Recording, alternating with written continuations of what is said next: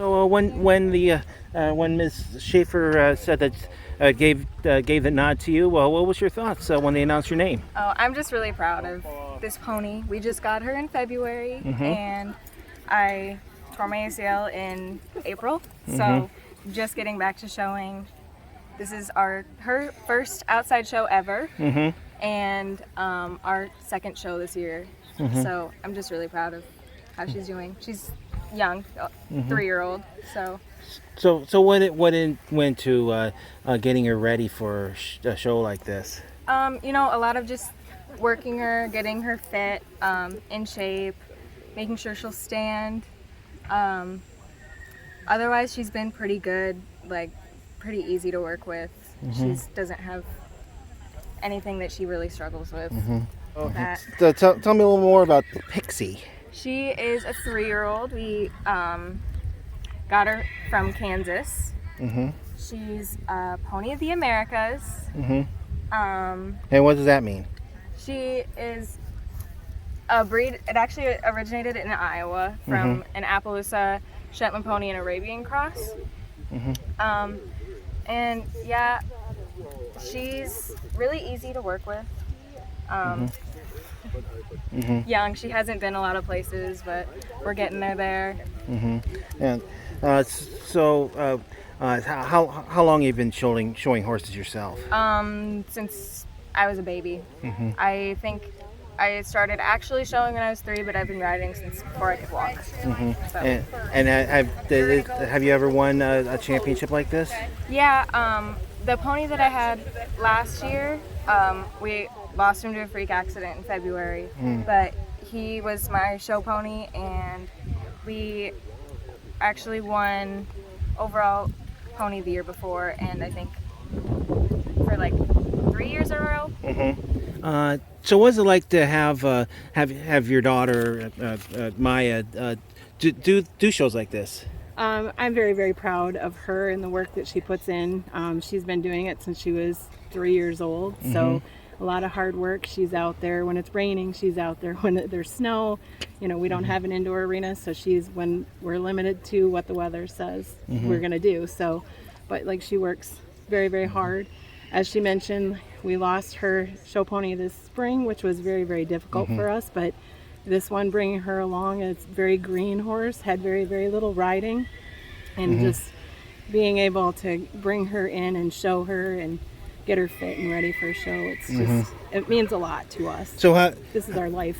So how is training and showing ponies and horses helped her in her formative years so far? I think it teaches that kids a lot of responsibility. We're firm believers that if you're going to have the animals, you need to do the work that goes along with them. So getting up at 5 o'clock in the morning sometimes to ride the horse, because you have soccer practice afterwards, and just a lot of just the work that goes along with it, cleaning stalls, all the stuff that is not very glamorous but has to be done. So she's out there doing it, and even after she had her surgery, she was out helping feed and water and do what she can. We baled hay the other day in 100-degree weather, so it's just a lot of responsibility. I think it teaches the kids, and it's good for them to have something to do and keep them out of trouble, I think.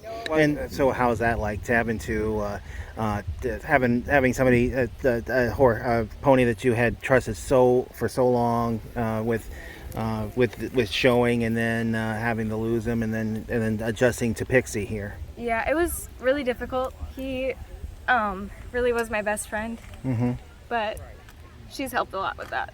So. All right. Sorry. That's fine. Now, of course, this would qualify you for the state fair, I would believe. So what are your expectations heading down to Des Moines? I actually don't think we're going. Okay. It's going to be right before I move into college, and we just don't really have time to get her ready for just one class. I understand that. And then how the pandemic been for you? Oh my goodness! You said you showed last year. It was a different setup last year with the pandemic. And so last year for our normal shows, we barely had any. I think we had 1 or 2, and then we couldn't have any of the rest of them. And we did have a fair show, but it was much smaller.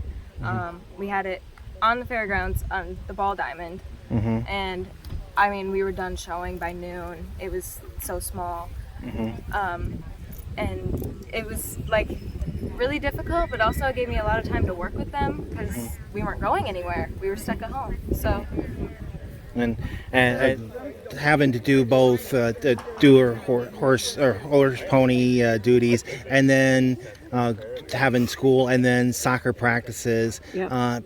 What do you think how she handles everything?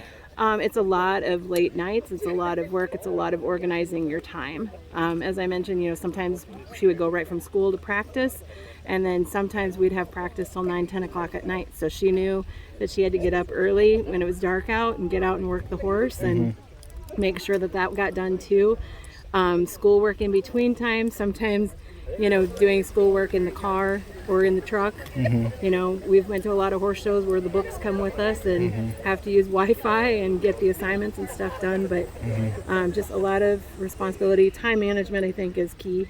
And how has the pandemic been affecting everybody? I think it was good because, well, the pandemic itself wasn't good, but being home and being able to work on things that you knew you had to work on, it got a little tedious because we couldn't go anywhere and see whether all the work that they're putting in was paying off or anything like that. So, but I think we started showing in June of last year. Shows started again, so we got to do some of those things.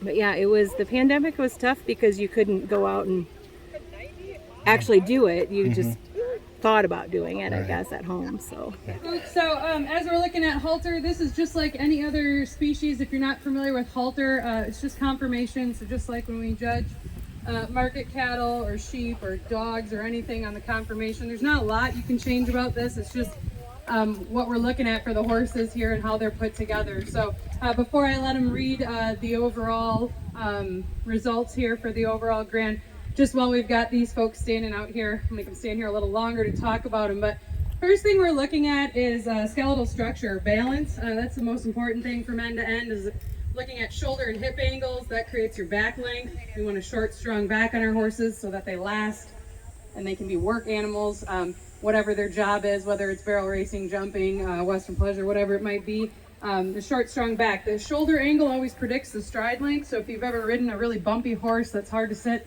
at a trot, probably has more upright shoulder, shorter stride. So we like a long stride on our horses, again, no matter what their job is.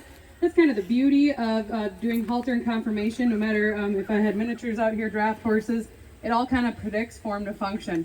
So that's the first thing we're looking at, is that underlying skeletal structure. Then we look at muscling and how muscled they are when viewed from the front and rear. Do they carry down their muscles, or are they higher, bunchier muscling? We want longer, lower tying muscles.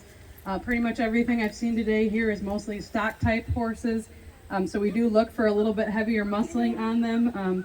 But we do want to see some fitness in these horses. So some of these horses here today, I liked them, but I would like to take 100 pounds off of them to make them a little more fit, a little more in shape. And that would certainly help them.